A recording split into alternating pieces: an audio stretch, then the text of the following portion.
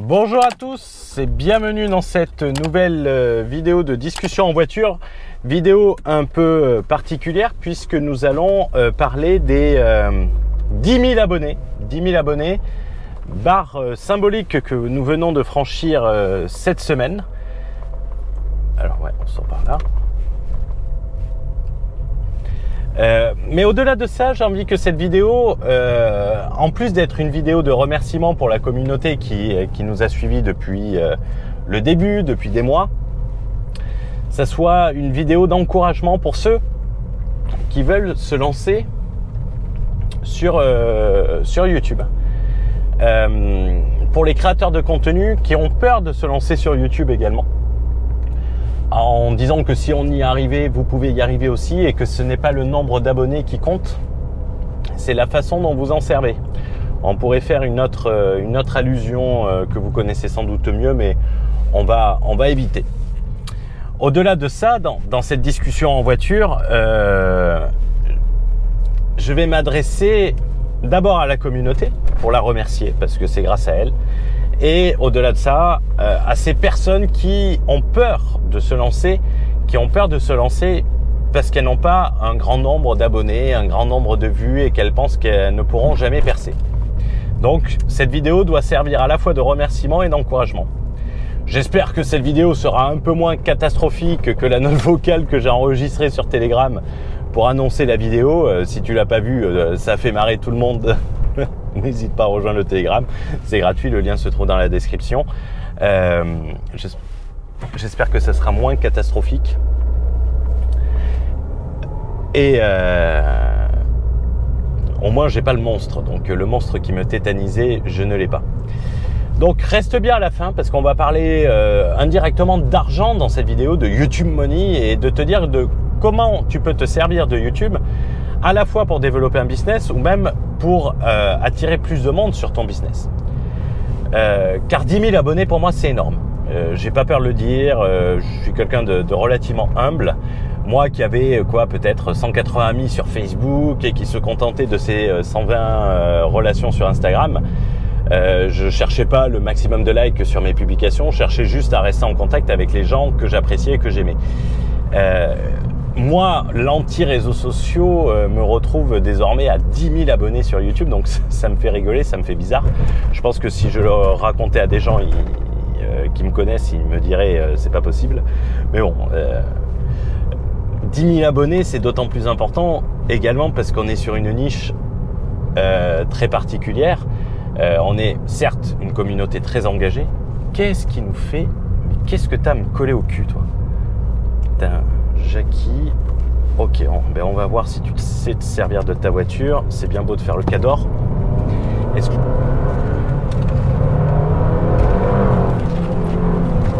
On va transformer ça en spécial.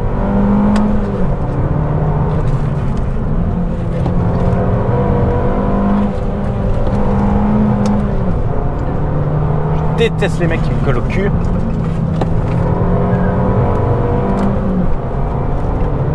Là, il n'y a plus personne, bizarrement. Ça fait le cador avec sa Porsche. Mais dès qu'on hausse le rythme,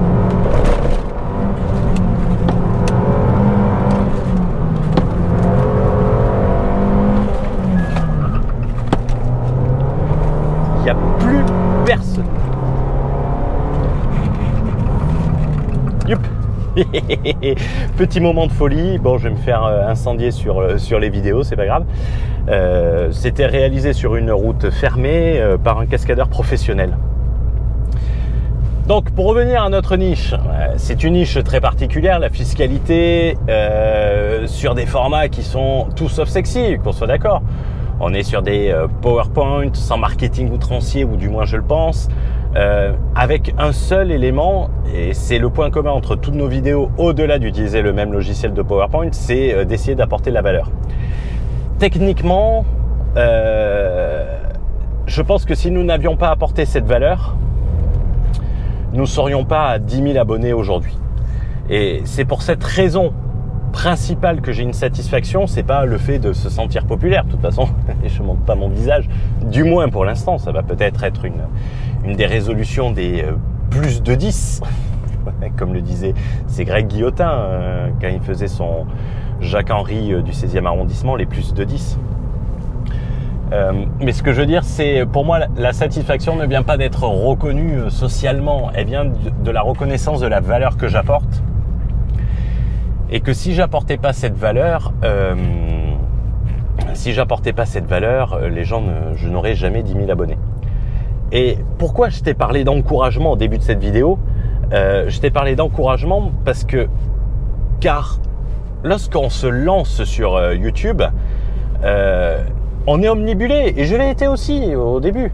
On est omnibulé par... Attends, il revient avec sa Porsche. Arrête. On est omnibulé par le nombre de vues que font nos vidéos, avoir le maximum d'abonnés, avoir cette sorte de reconnaissance, sociale, on peut l'appeler comme ça. Et en réalité, je vais te faire une confidence. Ça a été également mon cas. Lorsque j'ai démarré, j'avais le sentiment d'un manque de crédibilité. Pourquoi? Parce que j'avais pas beaucoup d'abonnés. Je me souviens que j'avais fait une vidéo sur un entrepreneur, je sais plus comment il s'appelle, mais c'était un synonyme de pognon télé. Et en fait, j'avais fait une vidéo pour expliquer que ce qui était expliqué était faux. Sur une expatriation, sur la fiscalité, tout ça, et que ce qui racontait était faux. Et j'avais reçu un commentaire de la communauté me disant ouais, ok, tu as 450 abonnés, je pense que c'était le chiffre à l'époque, tu as 450 abonnés. Attends, on va le laisser passer avec...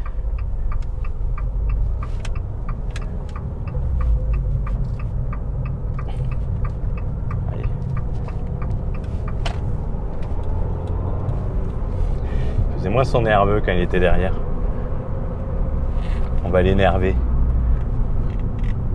Non, calme-toi. Hop.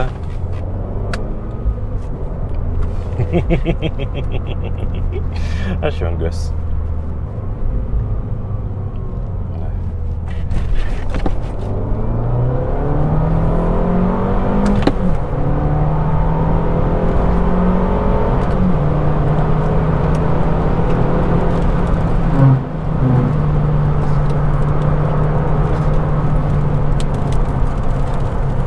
Des pneus hiver, il m'envoie toutes les merdes.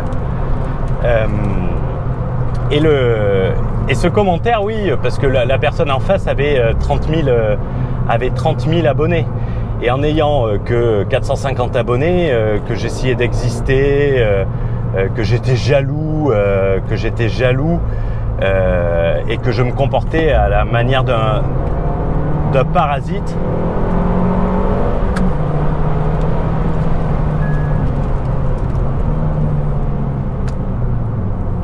On va le rattraper. Il se comportait dans les lignes droites, il se comporte bien, mais dès qu'il y a des virages, il se comporte un peu moins bien. Et on m'accusait de jalousie. Est-ce que c'était la jalousie? Pas réellement, parce que c'était plus du dégoût. Ce que je disais était vrai, ce que lui disait était faux. Mais pour autant, il avait beaucoup plus d'abonnés. Et les gens le remerciaient pour dire quelque chose qui était faux. C'est un peu comme un mec faisant une recette de cuisine qui te dit ouais, tiens, les pâtes c'est 10 minutes de cuisson, mais fais-les cuire 45 minutes, ça sera meilleur. Et que t'es les mecs qui te disent merci, c'est tellement meilleur. Non, c'est de la colle, quoi. C'est ça. Et c'est à partir de ce moment-là que j'ai fait une chose. Et je me suis concentré sur une autre chose. À cette époque, quand on se lance, on ne parle que de visibilité des vidéos, On ne parle que combien font de vues nos différentes vidéos. Et on en oublie presque que ce qu'il faut apporter, c'est de la valeur. C'est la valeur c'est se concentrer sur ça.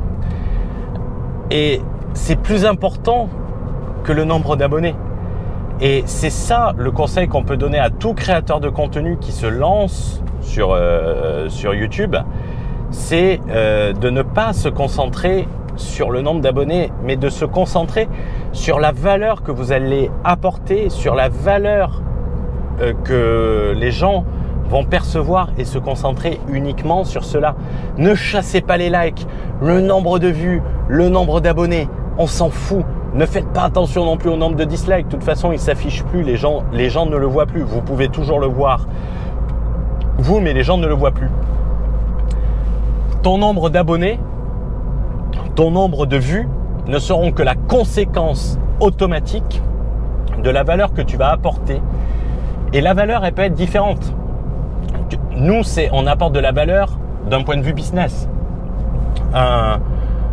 Une personne qui fait du divertissement, il va apporter de la valeur par rapport au divertissement qu'il va apporter.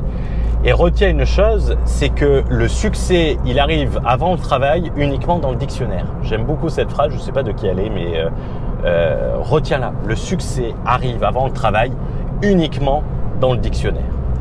Ne pas partir dans tous les sens et se concentrer sur ta niche. J'ai par exemple quelqu'un qui m'a parlé de quelqu'un qui faisait du contenu sur LinkedIn. Pour avoir de la vue sur YouTube, il disait comment avoir une adresse mail professionnelle et tout ça. Et quand on lui a demandé, mais ça n'a aucun rapport avec ton expertise, il lui a fait, oui, mais les gens, ils veulent tous une adresse mail et ensuite je peux communiquer avec eux et leur vendre ma prestation sur LinkedIn. Ben, c'est un peu comme si moi, je faisais une recette de cuisine, je sais pas, les pigeons flambés à l'Armagnac de AH, en me disant que c'est un plat raffiné, et donc que ça va intéresser les entrepreneurs et les gens qui aiment la cuisine et qui aiment bien dépenser de l'argent dans la cuisine, et en me disant, dans cette communauté, il va y avoir des gens qui sont des entrepreneurs. YouTube, c'est avant tout la vitrine de ta compétence, c'est avant tout un domaine où tu dois être expert. Si tu pars dans tous les sens, YouTube va jamais te ranker. Ce n'est pas une solderie Jiffy où tu proposes tout ou rien, en espérant attirer du monde qui sera content. Et si tu comptes monétiser via l'audience, il va falloir galérer un peu plus pour espérer que Red Shadow Legend ou NordVPN viennent te proposer un placement produit. En parlant de NordVPN, es-tu au courant de leur dernière offre permettant de connecter plusieurs appareils en simultané, de protéger ta carte bancaire?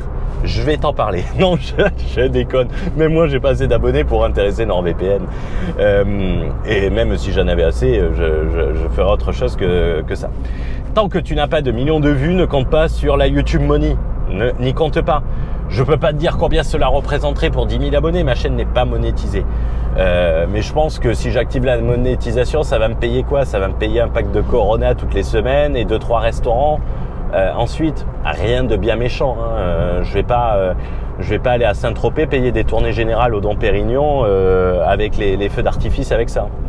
Concentre-toi plutôt sur ton expertise, sur la valeur perçue, en faisant abstraction du nombre d'abonnés, en faisant abstraction du nombre de vues, en faisant abstraction de tout ça, en te concentrant toujours à offrir plus de contenu, ce qui va attirer forcément les gens. Sers-toi de YouTube comme une vitrine pour monétiser ton expertise et pour cela, tu vois, j'en avais parlé dans un programme qui est le Money Maker 1, YouTube Cash Machine. Je pense que je te mettrai le lien pour ceux que ça intéresse. C'est un mini programme vraiment pas cher qui t'explique comment je suis passé de 0 à 100 000 euros de profit hors taxe annuel en lançant une chaîne sans montrer mon visage. Dans ce premier Money Maker, j'insiste sur une chose qui est très importante, c'est montrer ton expertise. Et je pense que tu peux monétiser toute expertise sur YouTube. Toute expertise est monétisable sur YouTube, que ça soit du divertissement ou que ça soit une expertise spécifique.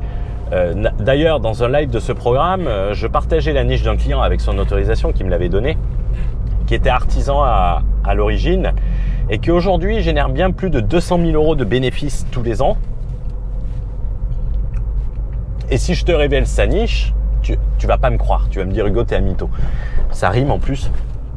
Mais tu vas dire ça. Et je vais te dire, moi aussi, j'y croyais pas. J'étais allé vérifier ses bilans sur société.com. Putain, j'espère qu'il m'écoute pas.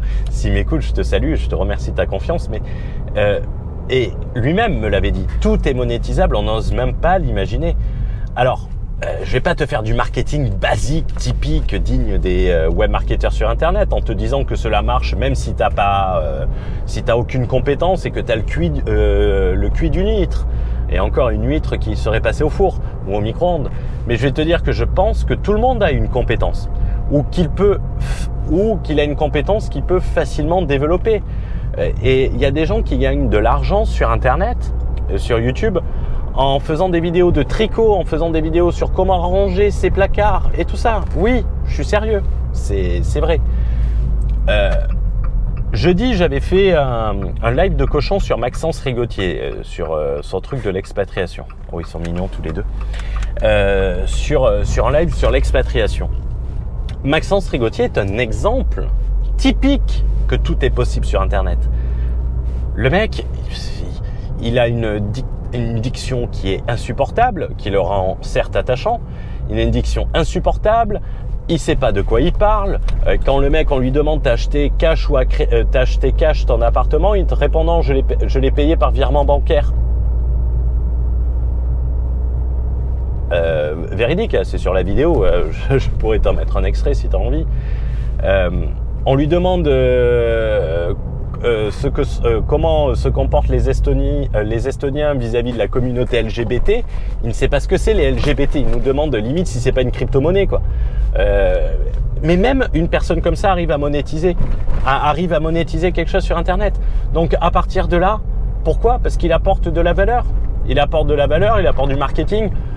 Bon, il apporte pas trop de valeur en expatriation, mais indirectement oui, parce qu'il a fait découvrir le pays qui est l'Estonie.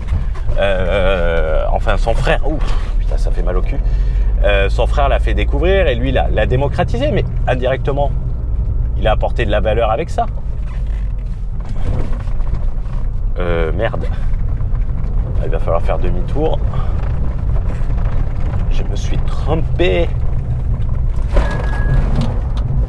Youp, marche arrière.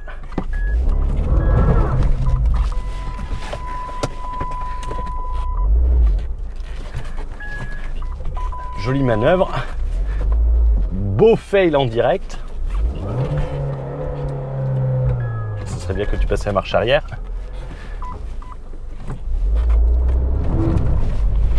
Excusez-moi, mais il apporte de la valeur d'une manière différente. Non mais je vais aller acheter des cigarettes. Je vais revenir en ville. Il y a que sur les pages de vente que les gens te disent que si tu n'as aucune compétence, tu vas pouvoir marcher, ou à Hollywood. Tu vas sur des programmes de drague, on te dit ouais, même si tu fais 150 kilos, tu vas pouvoir choper Miss Univers en 3 minutes, et même s'il te manque une jambe. Ça arrive dans Hollywood, et ça arrive à Hollywood, et ça arrive sur les pages de vente marketing. Mais en soi, sur Internet, à partir du moment où tu vas apporter de la valeur, et tout peut être de la valeur. Tout peut être de la valeur. Un gain de temps est une valeur. Tout. Je me souviens de Captain Jérôme, que je salue au passage, qui a une chaîne sur l'indépendance financière et sur l'investissement, avec des stratégies particulières que lui-même utilise. Donc c'est l'avantage.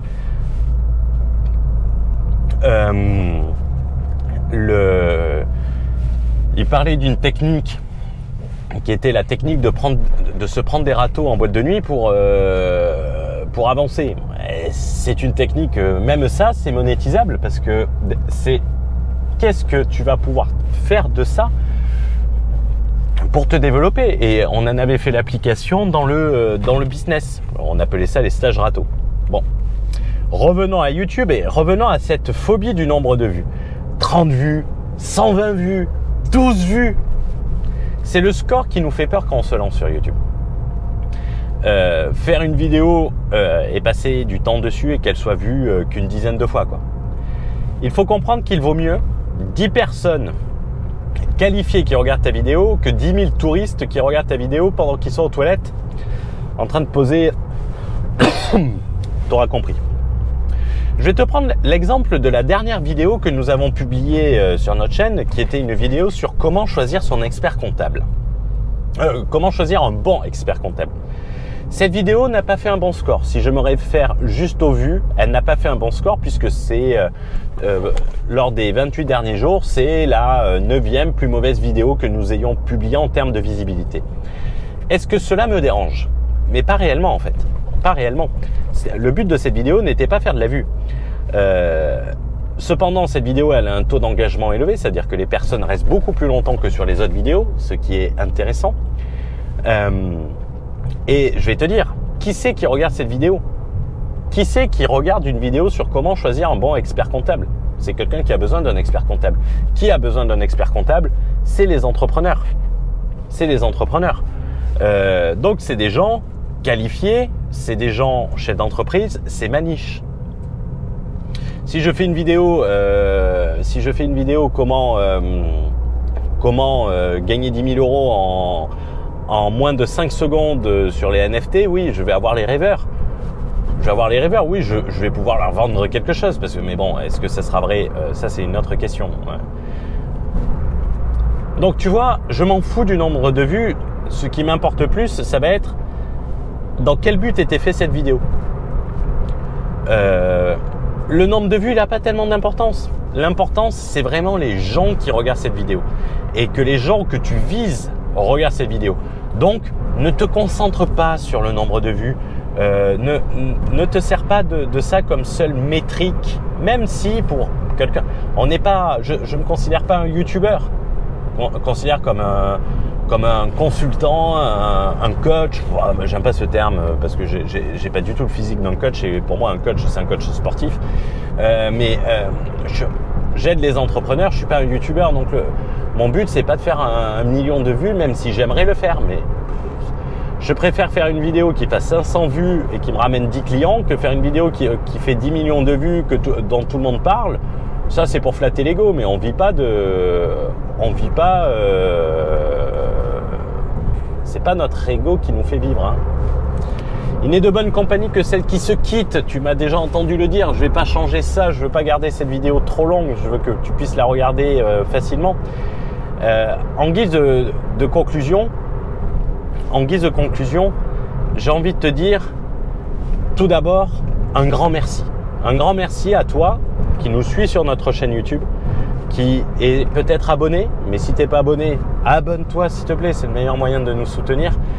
Et merci à tous de m'avoir permis d'avoir franchi ce seuil de 10 000 abonnés, qui est pour moi une reconnaissance de la valeur avant d'être une reconnaissance sociale. Je ne vais pas refaire un speech dessus.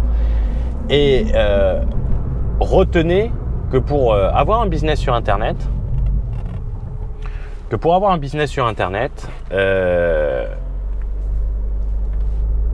tu n'as pas besoin d'une centaine de milliers d'abonnés. Concentre-toi sur la valeur que tu apportes. C'est de l'audiovisuel. Dans audiovisuel, il y a audio et visuel. L'audio est plus important. La qualité du son est beaucoup plus importante que la qualité de ton image. J'ai des gens, non, je ne vais pas me lancer sur YouTube parce que je veux que tout soit parfait. Oui, tu n'es jamais parfait au début. Tu apprends au fur et à mesure. Tu t'améliores au fur et à mesure.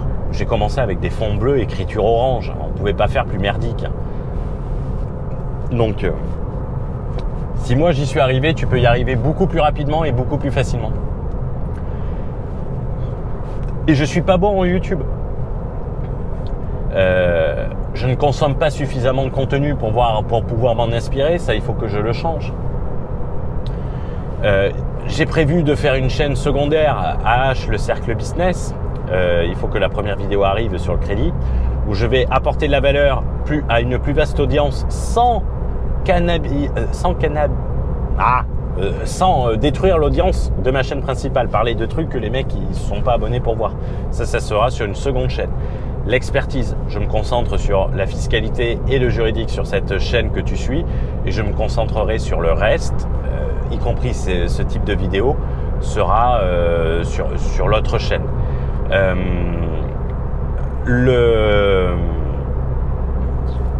Le seul objectif que j'ai sur 2022, c'est de vous apporter plus de valeur, vous remercier de votre engagement,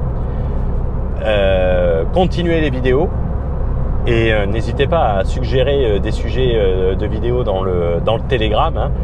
Le dernier sujet que vous avez proposé a très bien marché, c'était sur FTMO. Et concentrez-vous sur ça. Apportez de la valeur à votre audience et votre audience vous le rendra en partageant vos vidéos, en s'abonnant et en y mettant des likes. Je vous souhaite une bonne journée. Attendez là, je vous souhaite une bonne journée et on se dit à très bientôt dans une prochaine vidéo. Ciao, ciao!